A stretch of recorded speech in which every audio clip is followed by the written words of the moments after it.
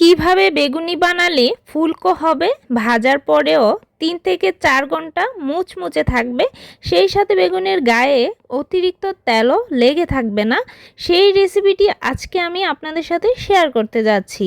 রেসিপিটি মনোযোগ সহকারে দেখতে থাকুন। আশা করি আজকের পর থেকে আপনিও পারফেক্ট বেগুনি বানাতে পারবেন। বেগুনির জন্য যেই গোলাটা তৈরি করতে হয় তার মধ্যেই লুকিয়ে থাকে আসল রহস্য।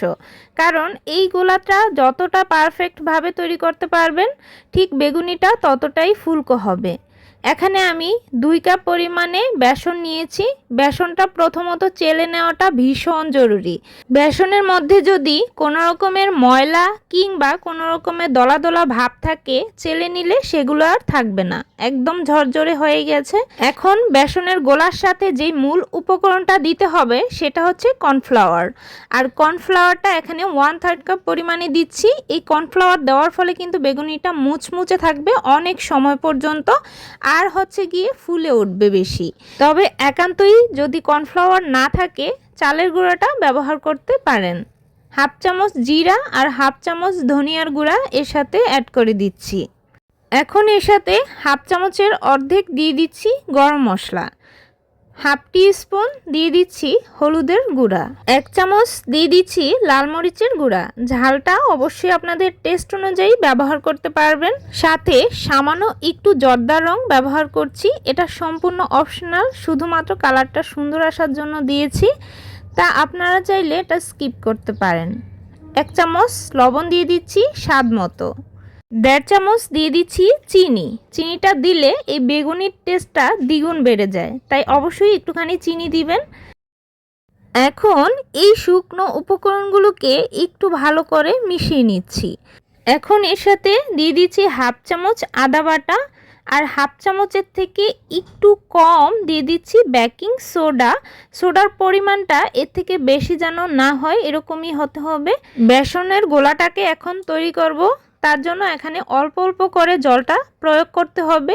একেবারে জল দিয়ে আবার ভালো করে গোলাটাকে গুলিয়ে ফেলার চেষ্টা করবেন না। বেসনের মিশ্রণটা এমন একটা মিশ্রণ যেটা কিনা আপনার জল দিলে বোঝাই যাবে না যে মিশ্রণটা কতটুকু পাতলা হলো, তাই ধীরে ধীরে জল মিশাতেই বুঝতে পারবেন এর ঘনত্বটা কীরকম। তো ভালো করে ফেটিয়ে নিতে হবে একটু সময় নিয়ে, আর যত ভালো করে ফেটাবেন এই বেগুনিগুলো ততই ভালো হবে, তাই অবশ্যই একটু সময় নিয়ে ফেটিয়ে নেবেন। বেসনের এই গোলাটা গোলানোর জন্য দেখুন 1.5 কাপের থেকে একটুখানি বেশি জল লেগেছে। এখন আমি এর মধ্যে গরম তেল দিয়ে দিচ্ছি 2 চামচ। তো তেলটা দেওয়ার সাথে সাথে দেখবেন যে উপরে একটা আস্তরণ পড়ে গেছে, তাতে ভয় পাওয়ার কোনো কারণ নেই। সাথে সাথেই হ্যান্ড উইক্সের সাহায্যে খুব ভালো করে মিশিয়ে নিতে হবে। ভালো করে মিশালেই দেখবেন যে একদম ঠিক হয়ে গেছে। আর এই গরম তেলটা দেওয়ার ফলে বেগুনিগুলো অনেক সময় পর্যন্ত নরম থাকবে, আর বেগুনির গায়ে কোনো রকম তেলে ভাব থাকবে না। আর কিভাবেই বা বুঝবেন বেগুনির গোলাটা পারফেক্ট হলো কিনা? এই তো একটা আঙুল ভালো করে ডুবানোর ফলে দেখবেন যে উপর থেকে আস্তে আস্তে ব্যাটারগুলো টপ টপ করে পড়ার ফলেও একটা হালকা আস্তরণ কিন্তু হাতের মধ্যে লেগে আছে। দেখুন আঙুলের মধ্যে আস্তরণটা ঠিক এইভাবেই লেগে থাকবে, আর তখনই বুঝবেন পারফেক্ট হয়েছে। এখন যে আসল কাজটা করতে হবে সেটা হচ্ছে বেগুন বাছাই। তো দেখুন আমি চিকন দেখে একটু মিডিয়াম সাইজের বেগুন নিয়েছি। বেগুনের দুটো সাইডের অংশ প্রথমে কেটে বাদ দিয়ে এগুলোকে একটা সাইড থেকে পাতলা করে কেটে নিয়েছি।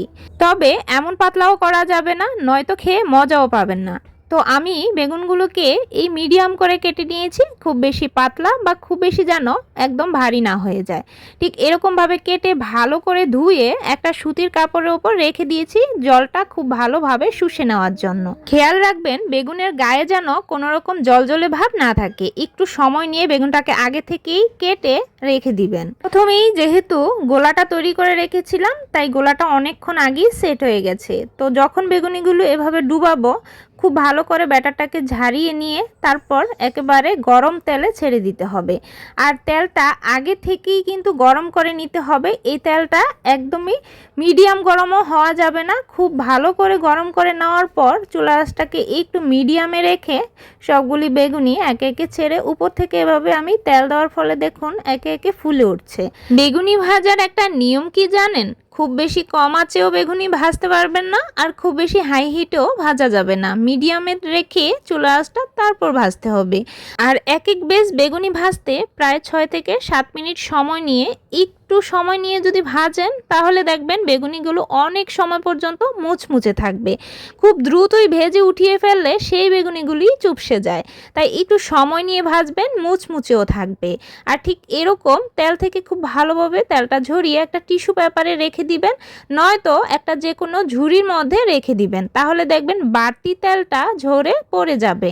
তাহলে দেখবেন বেগুনির গায়ে আর কোনো রকম তেল তেলে ভাব থাকবে না। এই তো দেখুন ঠান্ডা হওয়ার পরও আমি বেগুনিগুলি নিয়ে এলাম। কতটা মুচমুচে আপনারা হয়তো শব্দ শুনেই বুঝতে পারছেন। অবশ্যই বেগুনিগুলি এইভাবে বাসায় ট্রাই করে দেখবেন, আশা করি বিফলে যাবেন না। আর অবশ্যই রমজানের ইফতার টেবিলে এরকম বেগুনি হলে কিন্তু আর কিছুই লাগে না। রেসিপিটি ভালো লাগলে অবশ্যই শেয়ার করে দিবেন, লাইক আর কমেন্টে জানাতে ভুলবেন না কেমন হয়েছে। চ্যানেলে নতুন হয়ে থাকলে চ্যানেলটি সাবস্ক্রাইব করে বেল আইকনে অল বাটনে প্রেস করে রাখতে পারেন। আজকের মতো তাহলে বিদায় নিচ্ছি। ধন্যবাদ সবাইকে।